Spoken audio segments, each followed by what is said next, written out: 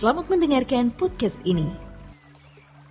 Saudara sekalian, kita membuka Alkitab kita dari Yohanes pasal 14 ayat 13 sampai ayat 14 terlebih dahulu. Dan apa juga yang kamu minta dalam namaku, aku akan melakukannya, supaya Bapa dipermuliakan di dalam Anak. Jika kamu meminta sesuatu kepadaku dalam namaku, aku akan melakukannya. Saudara, ini satu dari beberapa ayat yang mengajarkan kita berdoa dalam nama Tuhan Yesus Kristus. Ketika seseorang berdoa dalam nama Tuhan Yesus, berarti ia mengakui bahwa jalan satu-satunya untuk bisa mencapai Allah hanya melalui Dia, melalui Tuhan Yesus Kristus. Ketika kita berdoa dalam nama Tuhan Yesus Kristus, itu berarti kita mengakui bahwa satu-satunya jalan, satu-satunya akses untuk bisa mencapai Allah yang benar hanya melalui atau di dalam Tuhan Yesus Kristus. Masih di Yohanes pasal 14 ayat yang ke-6, saudara. Kata Yesus kepadanya, akulah jalan dan kebenaran dan hidup. Tidak ada seorang pun yang datang kepada Bapa kalau tidak melalui aku. Saudara melihat teks ini, ayat ini muncul, bukan hanya dimengerti bahwa Tuhan Yesus satu-satunya yang memikul dosa manusia, bahwa hanya Dialah yang menyelamatkan umat manusia, bahwa tidak seorang pun sampai kepada Bapa. Itu jangan hanya saudara pahami bahwa hanya Tuhan Yesus yang memikul semua dosa manusia, bahwa hanya Tuhan Yesus yang mati, hanya Tuhan Yesus yang menanggung dosa manusia. Kalau hanya itu, saudara, Kisah Rasul pasal 4 ayat 12 dan ayat-ayat yang lain, seperti ucapan Yohanes, inilah anak domba Allah yang memikul dosa dunia, sudah bisa mewakili. Jadi ada ayat-ayat yang mewakili, ada ayat-ayat yang mewakili atau menunjukkan kebenaran bahwa semua dosa dunia ini disalib oleh Tuhan Yesus, ditanggung maksud saya oleh salib Tuhan Yesus. Ini ada ayat-ayat yang menunjukkan hal itu. Roma pasal 2 juga, saudaraku, ya. Yohanes pasal 2, Kisah Rasul 4 ayat 12, bahwa Tuhan Yesus memang satu-satunya pribadi yang memikul dosa manusia, saudara. Yohanes pasal 14 ayat 6, Yohanes pasal 14 ayat yang ke-6, itu harus dipahami lebih dalam dari sekedar pengetahuan atau pengertian bahwa Tuhan Yesus yang memikul semua dosa dunia, saudara. Yohanes pasal 14 ayat 6 harus dipahami dengan benar. Ini ayat adalah ayat yang sangat eksklusif. Ini ayat hanya untuk orang percaya, bahwa keselamatan hanya ada dalam Tuhan Yesus Kristus. Artinya, seseorang dikembalikan ke dalam rancangan Allah hanya melalui Tuhan Yesus Kristus. Di sini saya tidak harus menjelaskan dua jenis keselamatan. Ya, dua jenis keselamatan. Saya pinjam kata keselamatan, saudaraku, ya. Dua jenis keselamatan. Dua jenis keselamatan, saudaraku. Yang pertama, terhindar dari api kekal. Artinya boleh masuk, dunia akan datang. Masuk ke surga. Udah. Yang kedua, jenis yang kedua, ya, ini saya kasih, ya, saya simbolkan dengan A. A sama plus ada lagi B-nya. Dikembalikan ke rancangan semula, dikembalikan ke rancangan semula, menjadi anak Allah, dimuliakan, masuk istana atau rumah Bapa boleh. Ini berbeda saudaraku. Ini orang-orang yang tidak pernah mendengar Injil atau mendengar Injil yang salah. Tuhan Yesus mati untuk mereka juga. Tuhan Yesus mati untuk mereka juga. Karena kematian Tuhan Yesus di kayu salib itulah maka penghakiman menurut perbuatan bisa dilakukan. Kalau Tuhan Yesus tidak mati di kayu salib, semua manusia meluncur api kekal, tidak ada hambatan sama sekali. Tetapi dengan manusia, maksud saya dengan Tuhan Yesus mati di kayu salib, dia memikul semua dosa dunia, maka penghakiman kepada setiap orang bisa dilakukan sehingga orang bisa masuk, dunia akan datang. Tetapi orang percaya itu saudara, bukan hanya masuk surga, ini A ini, tapi juga dikembalikan ke rancangan semula sejak hidup di dunia, menjadi anak Allah. Kalau di penjelasan saya yang saya tulis, menjadi orang-orang yang memiliki karunia sulung roh, dimuliakan, masuk istana atau sama dengan rumah Bapa. Itu beda. Itu bedanya. Jadi kalau ini cukup ada ayat Kisah Rasul 4:12, Yohanes pasal 2 dan beberapa ayat yang lain bahwa memang Tuhan Yesus mati di kayu salib menanggung semua dosa manusia, dari dosa Adam sampai dosa manusia terakhir. Katakan amin. Itu di sini. Tapi Yohanes pasal 14 ayat 6 itu ayat yang eksklusif.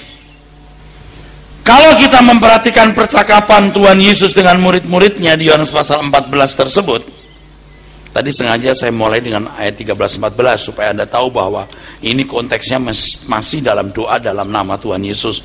Anda jangan pikir saya sedang menyimpang kemana-mana atau memaksakan satu ide, saudaraku, ya.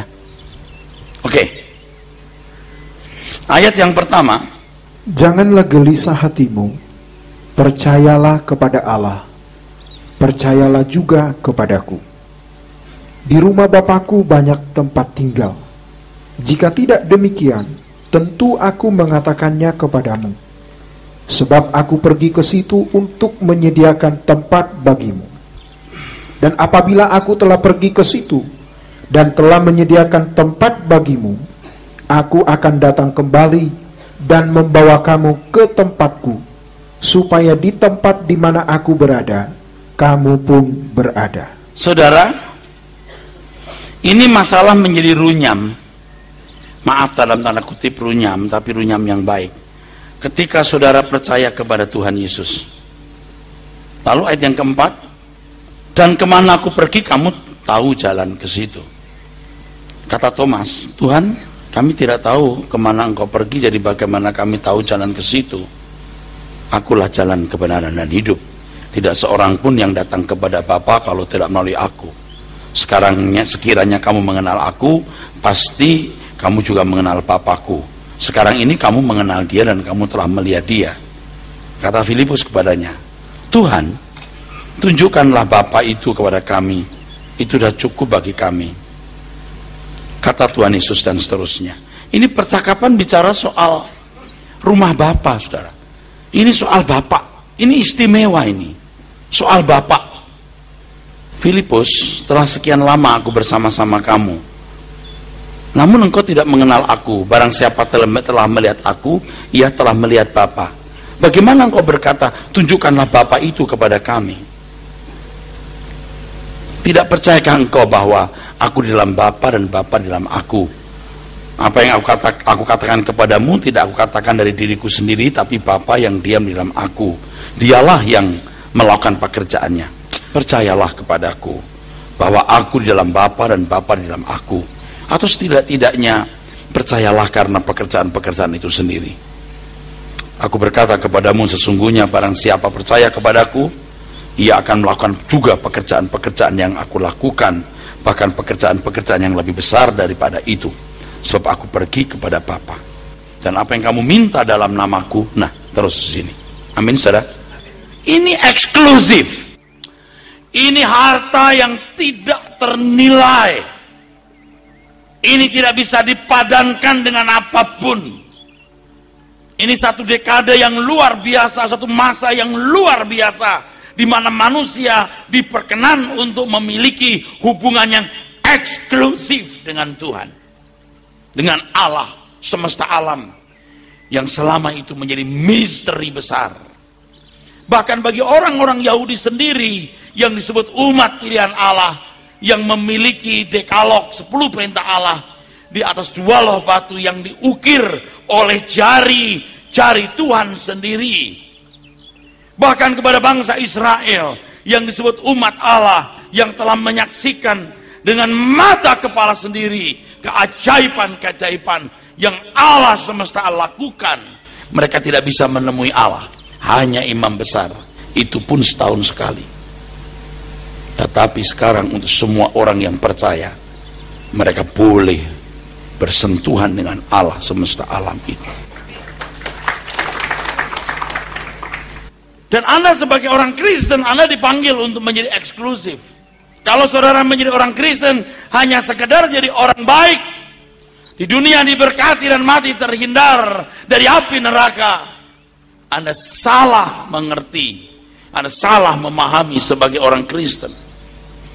Oleh sebab itu, saudaraku, ketahuilah bahwa memang jadi runyam ketika Anda menjadi orang Kristen. Begitu Anda mulai berdoa di dalam nama Tuhan Yesus Kristus, maka Anda dibawa kepada persoalan bagaimana memiliki hubungan yang eksklusif dengan Bapa di surga. Karena Anda tidak bisa tidak harus mengerjakan pekerjaan-pekerjaan yang dikerjakan oleh Tuhan Yesus. Tadi kita telah baca, barang siapa percaya kepadaku, ia akan melakukan juga pekerjaan-pekerjaan yang aku lakukan. Bukan bisa tidak, bisa tidak, bisa iya, bisa tidak, bukan, ia akan.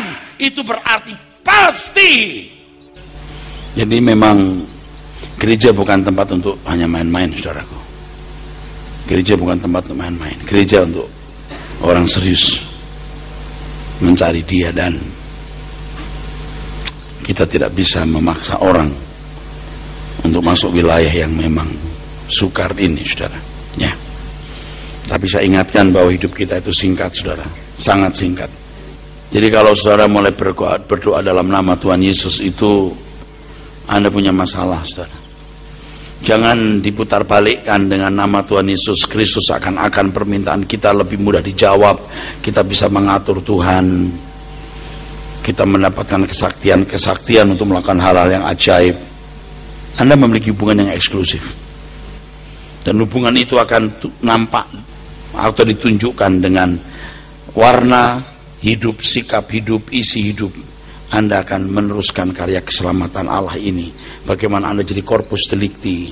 Nanti saya beritahu kepada saudara, ketika seseorang berdoa dalam nama Tuhan Yesus Kristus, ia memiliki panggilan untuk sampai kepada Bapa, memiliki kualitas yang bisa diajak berinteraksi sebagai sesama dewasa, berinteraksi sebagai pribadi yang dewasa, berinteraksi sebagai pribadi yang bisa nyambung dalam kesucian, dalam kecerdasan, dalam visi.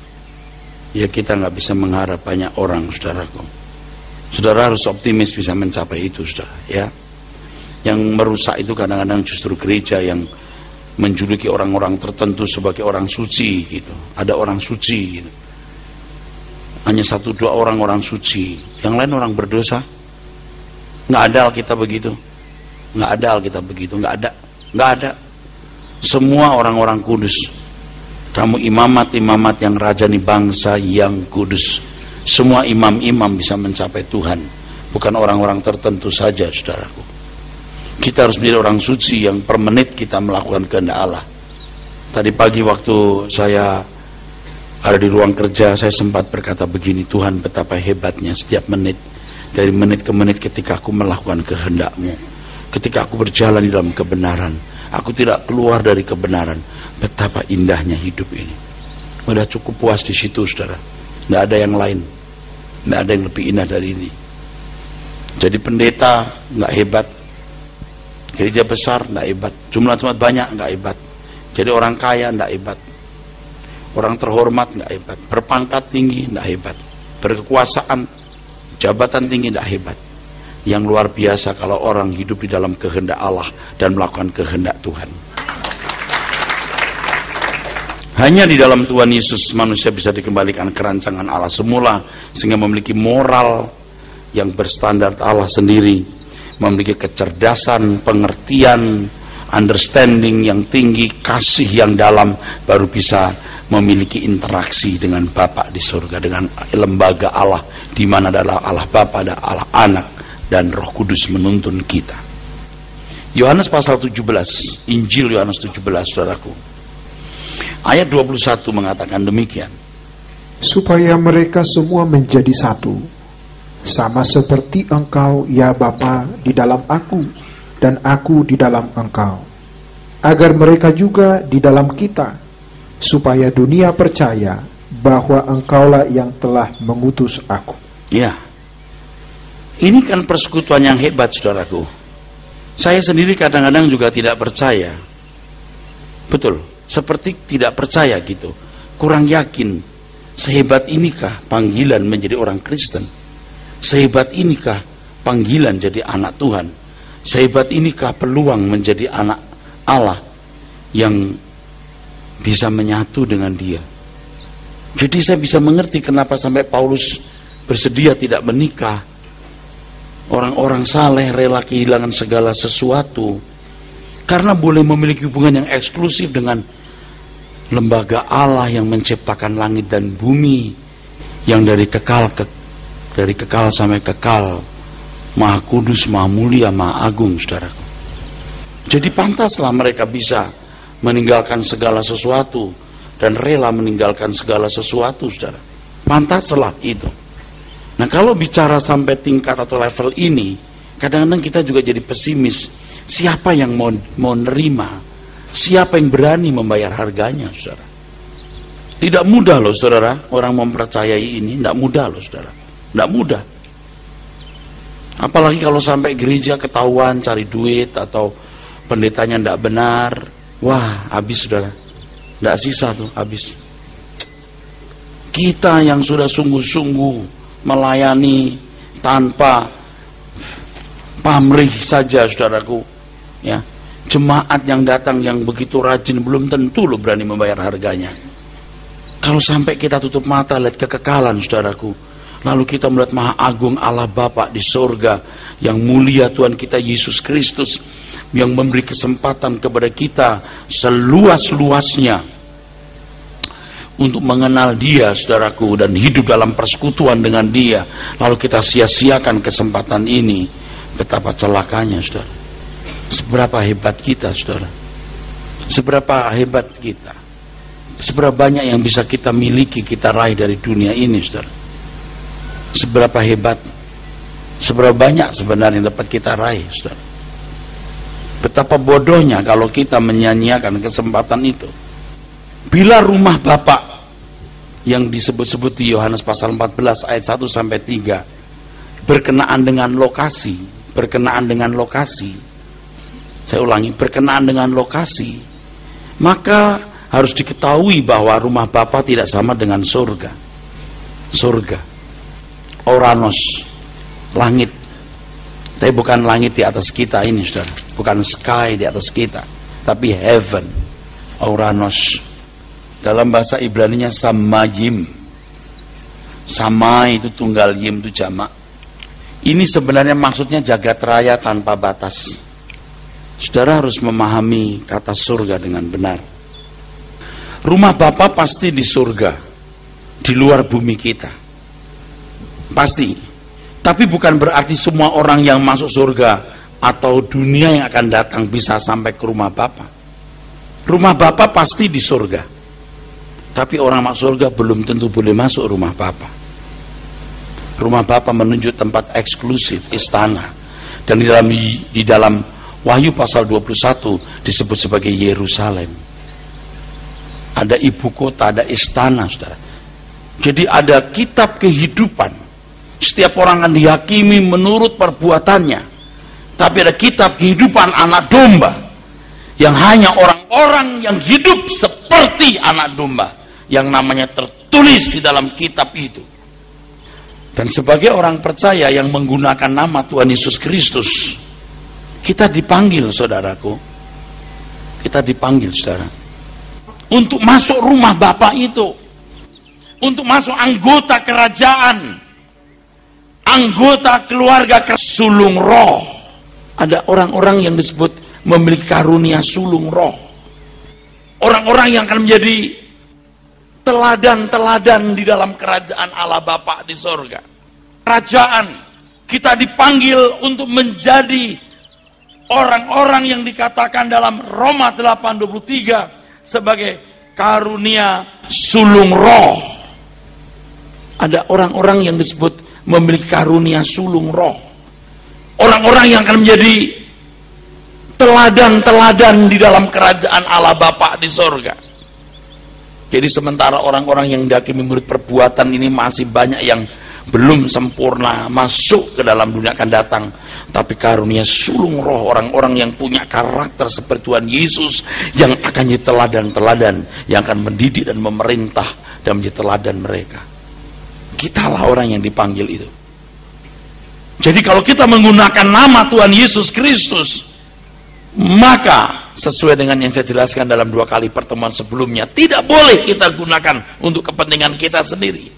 Lalu siapakah orang yang bisa, saudaraku sekalian, hidup bukan untuk kepentingan diri sendiri, kalau bukan orang-orang yang disempurnakan dalam Tuhan Yesus Kristus? Jadi orang menggunakan nama Tuhan Yesus Kristus itu orang yang dipanggil sempurna. Dan saya ngomong begini seperti orang yang frustasi dan agak putus asa. Sebab untuk menjadi orang yang sempurna itu mustahil. Tapi kalau kita sungguh-sungguh, Alkitab katakan tidak ada yang mustahil bagi Tuhan. Saya tawarkan kebenaran itu seperti itu. Saya tidak mengurangi, saudara. Saya tidak menambah-nambahi. Kalau Anda berkata, ya Pak, tapi kan semua orang beda.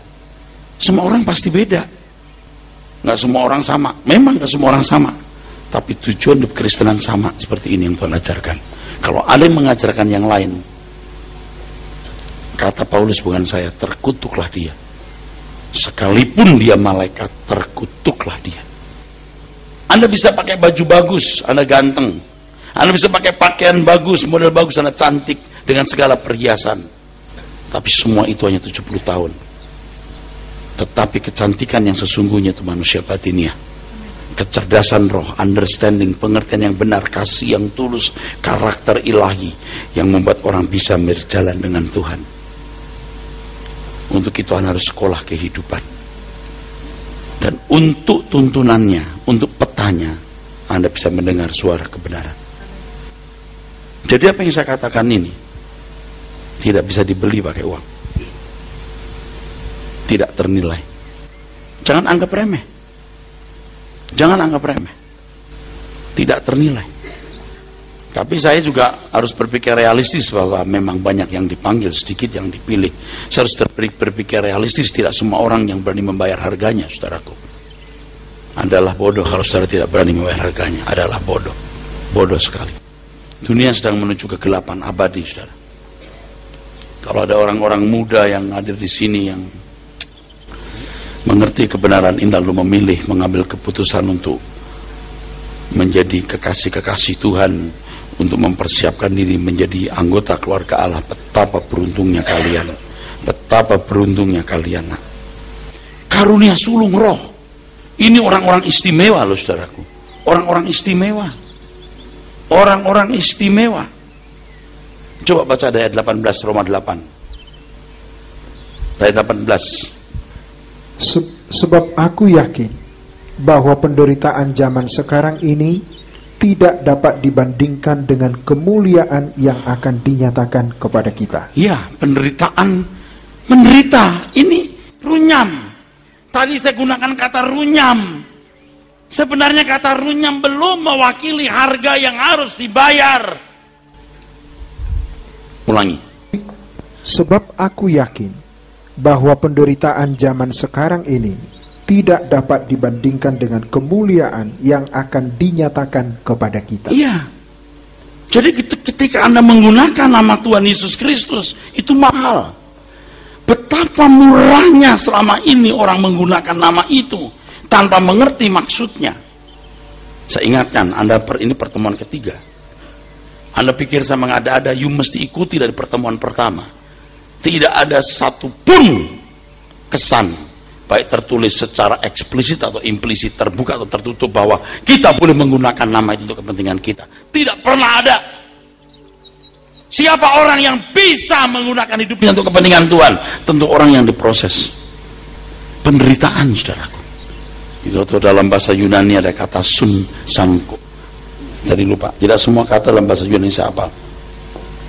Sunka, lupa saya. Yang artinya suffering, penderitaan. Penderitaan. Penderitaan. Penderitaan, saudaraku. Sulit. Kalau untuk jadi hansip 2 minggu di kantor kelurahan, you bisa. Tadi jadi jenderal ke Magelang. You masuk Lemhamnas. You memenuhi beberapa kriteria, baru bisa jadi jenderal. Plus prestasi yang baik. Anda disetting jadi jenderal, bukan jadi hansip. Ya tapi Pak, kita jadi orang yang masuk surga, ya tukang sapu nggak apa-apa lah sama surga. Oke. Satu hal yang saya mau ajarkan kepada saudara, saya saksikan, ini mahal kesaksian ini. Mungkin subjektif, Anda boleh percaya, boleh tidak. Ketika saya gundah gulana, ya Tuhan, kok susah ya menemukan orang yang sungguh-sungguh gitu. Rasanya ada satu nasihat berkata begini. Rasanya, ini subjektif ya. Anda boleh percaya, boleh tidak ya. Ini juga saya belum yakin betul. Tapi itu saya dengar di dalam telinga jiwa saya. Kayaknya begini kira-kira. Kamu tidak bisa paksakan semua orang. Kamu tidak bisa paksakan semua orang untuk menjadi istimewa atau menjadi jenderal. Paling tidak kamu nasihati umatku, orang Kristen maksudnya, supaya jangan masuk neraka. Berbuat baik saja. Jadi ada kelompok orang-orang, nasihatilah mereka, jangan jahat, jujurlah, kasih sesama, jangan merugikan, supaya dalam penghakiman mereka juga bisa masuk dunia akan datang. Ya udah, nggak apa-apa. Nah kalau saya hari ini beringasan begini, saudara, saya memang menunjukkan saudara yang bukan menjadi anggota masyarakat. Saya menunjukkan ini untuk saudara-saudara yang mau masuk paket eksklusif.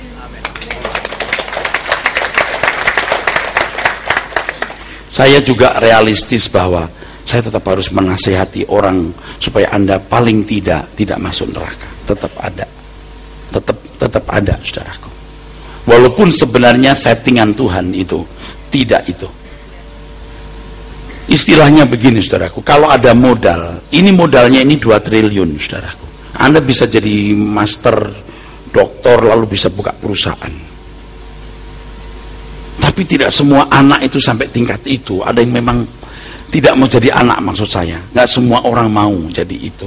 Ada orang yang cukup merasa puas, ya udah SMA saja, dan itu nggak bisa dipaksa. Ya daripada jadi penjual narkoba jahat, ya udah nggak apa-apa. Tapi sangat disayangkan. Ini kekekalan, saudaraku. Kalau Anda berkata, oh ya Pak, tapi kan nggak beda-beda jauh. Kamu jangan macam-macam loh. Kematian Tuhan Yesus di kayu salib itu mahal sekali. Kalau Anda mengerti kebenaran, Anda tidak mau menghindarkan hal itu, saudaraku. Kita punya tulang-tulang brengsek, tulang-tulang buruk, tulang-tulang negatif. Tapi kita mau berubah. Kita mau berubah, kita bersedia berubah, kita bisa berubah, kita bisa, kita yakin kita bisa. Anak-anak muda, kamu brengsek, saya juga pernah brengsek, nak. Tulang saya mungkin lebih brengsek dari kamu, tapi saya bisa berubah. Kalian juga pasti bisa berubah, akan jadi orang-orang hebat, manusia perkasa untuk kemuliaan Allah dan menghuni kerajaan surga. Kalau sudah begini nggak main-main, saudaraku sekalian, betul. Kadang-kadang saya berpikir negatif, maaf, mungkin tidak negatif, tapi bisa negatif. Mendingan sekalian ada penganiayaan deh, supaya ketahuan siapa yang benar, siapa yang tidak deh. Nah pada waktu itu kita baru kelihatan jagoan atau enggak. Jagoan enggak di mimbar, jagoan enggak. Kita baru tahu kita jagoan enggak sebenarnya untuk Tuhan. berani mati, berani menderita untuk Tuhan enggak? Kalau begini zaman nyaman seperti ini, gampang saudara, ngomong buka mulut itu gampang saudaraku. Tapi kalau kita menghadapi aniaya, peso belati di depan mata, beranikah kita berkata tetap memilih Tuhan Yesus?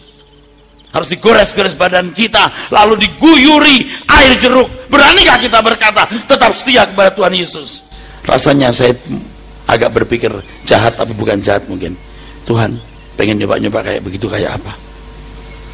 Supaya aku bisa membuktikan bahwa saya mencintai Engkau. Hari ini saudara, Anda punya waktu, Anda hambur-hamburkan. Tenaga, pikiran, uang Anda suka-suka sendiri. Suatu kali saya katakan di Papa Gandeng kemarin, saya haramkan orang kasih persembahan kalau dia tidak mengasihi Tuhan. Untuk apa dia memberi persembahan kalau hatinya tidak menghormati Tuhan? Untuk apa aku hormati uangmu kalau kamu tidak menghormati Tuhan?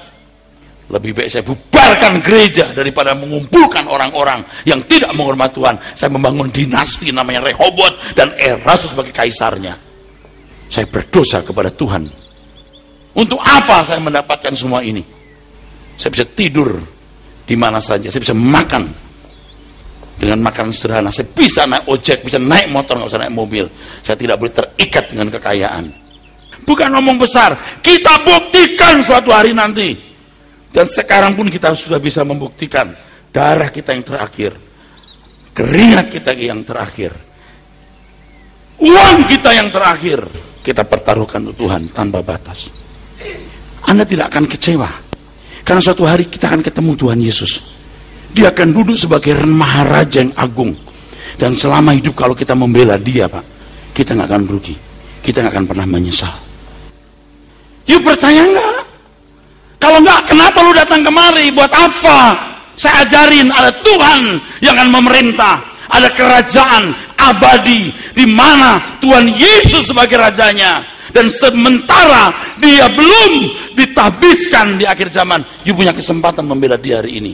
Bukan duitmu, watakmu dirubah, karaktermu diperbaiki. Apa sulitnya, saudaraku? Apa ruginya? Kalau nanti nggak ada gimana, Pak? Nggak rugi juga. Tapi tidak mungkin nggak ada kehidupan di balik kematian. Kalau konyol-konyol nih saya bilang ini, tanya kuamnya, yuk, tanya kuamnya. Kalau orang mati masih sadar nggak? Tanya. Roh itu sadar, ngerti nggak? Tanya itu kuamnya.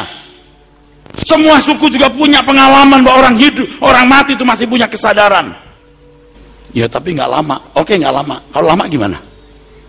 Ya punya mobil belum tentu hilang aja, yuk asuransi kan gimana sih lo? Apalagi pasti mati. Roh itu abadi, saudara. Makanya diajarkan kebenaran ini. Hebat kalau kita sudah pakai nama Yesus Kristus. Saya sudah jelaskan 2 kali pertemuan sebelumnya, Anda nggak boleh hidup suka-suka. Artinya apa? Anda harus jadi orang seperti dia. Anda harus berurusan dengan perkara eksklusif, bersekutu dengan Bapa di surga loh, saudaraku. Saya ingatkan pengurus, kamu jangan hanya sibuk pelayanan di gereja, harus bertumbuh dalam kebenaran. Jangan jemaat bertumbuh, pengurus nggak bertumbuh. Bacotnya masih jahat, mulutnya tidak benar, jadi sampah abadi kalian nanti.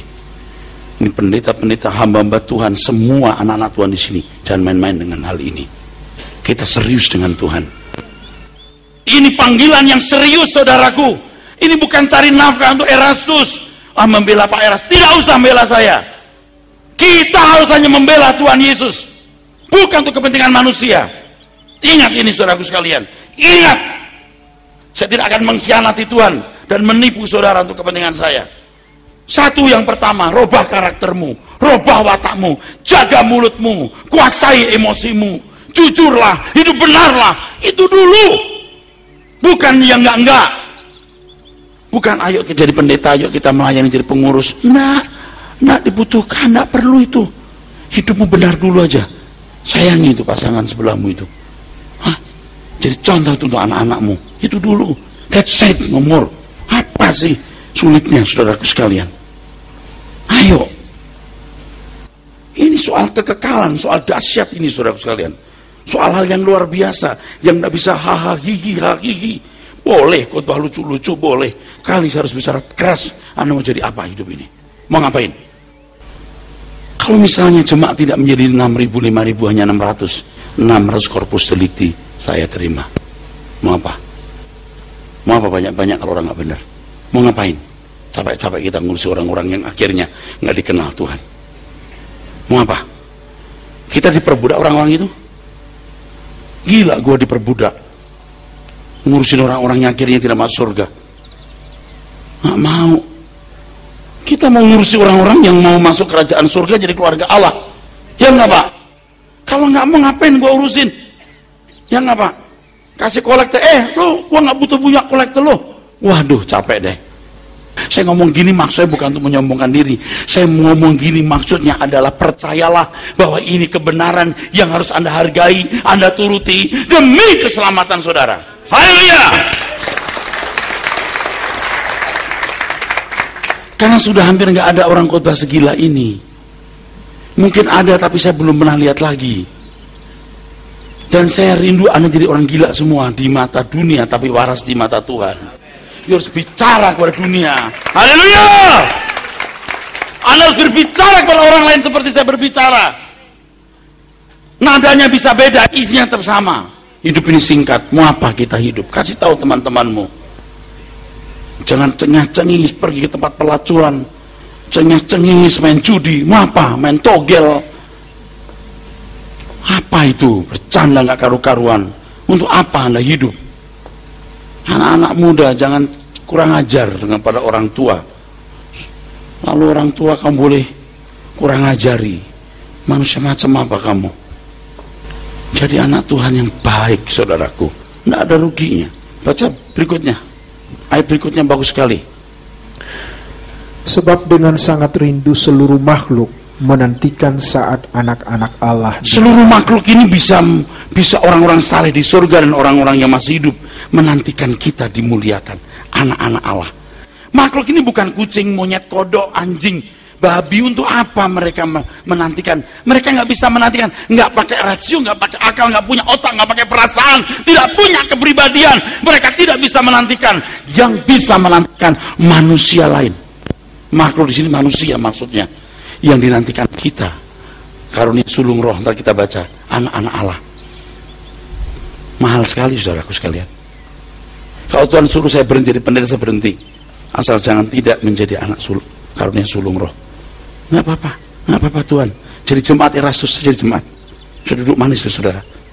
Asal saya nanti dimuliakan bersama Tuhan Yesus.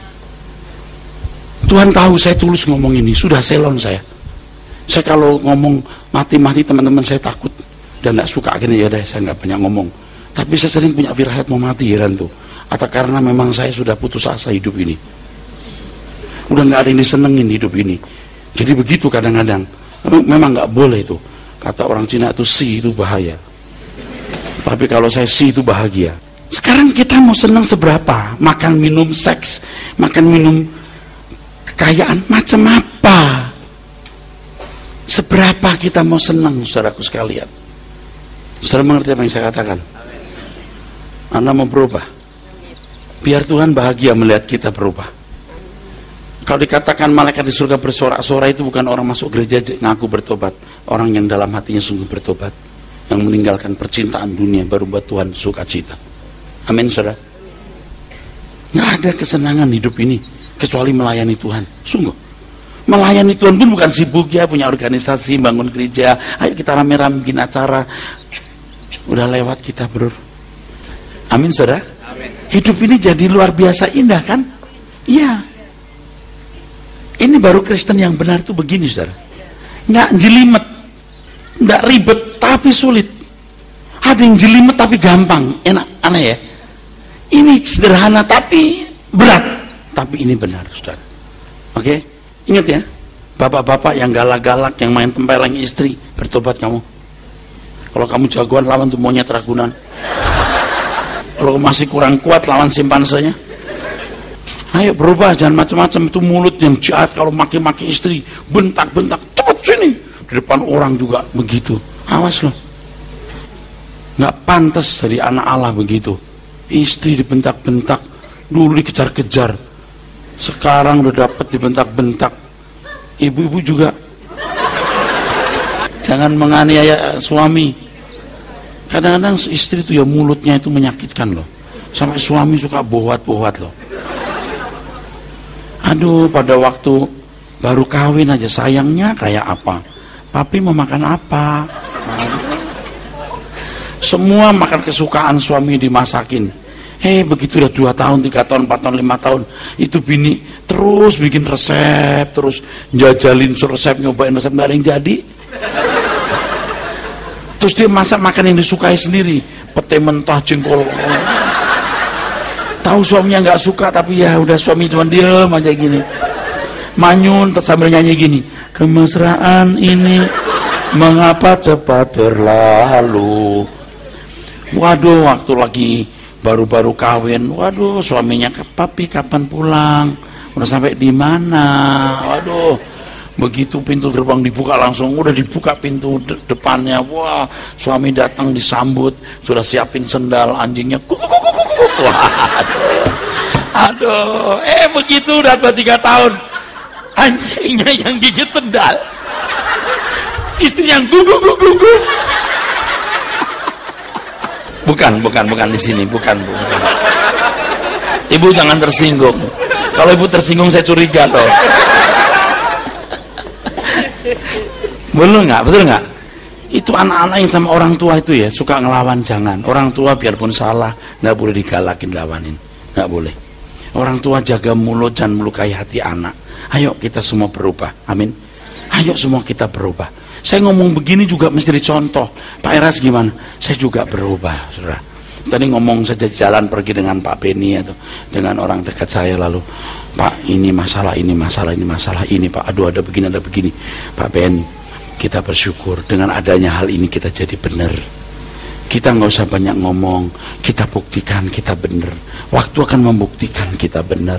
Udah, nggak apa-apa. Masalah itu membuat kita jadi tidak bersalah, membuat kita jadi benar. Ada orang-orang baik yang disalahkan, ya udah biar diam aja, biar waktu membuktikan.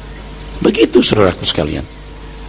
Ya, makanya saya akan ngomong terus, saudara, dan saya akan merubah diri saya juga, merubah diri saya. Ya, bahkan ketika kita nggak salah, kita harus minta maaf atas apa yang tidak kita lakukan atau bukan kesalahan. Ya udah kita minta maaf. Ya maaf deh, maaf, deep sorry. Kita jadi sakit, saudara. Aduh, kok aku mesti marah ya? Kok minta maaf ya? Walaupun aku mestinya nggak perlu minta maaf, tapi demi ya kerukunan, demi kebersamaan, ya udah dah, minta maaf. Nggak apa-apa, luka nggak apa-apa. Itu dalam, saudara. Tapi disitulah kita makin tidak ingin lama hidup di dunia, saudara. Betul. Ini nggak main-main, nggak main-main. Masuk Pak, nggak main-main. Kalaupun saya belum sempurna, tapi saya sedang belajar menuju dan mengajak Anda bersama-sama. Udah nggak indah lagi hidup ini, saudara. Seberapa indahnya? Jadi kalau ada yang kecewa terhadap orang tua, pasangan hidup, anak atau siapapun, lewati semua itu, lewati.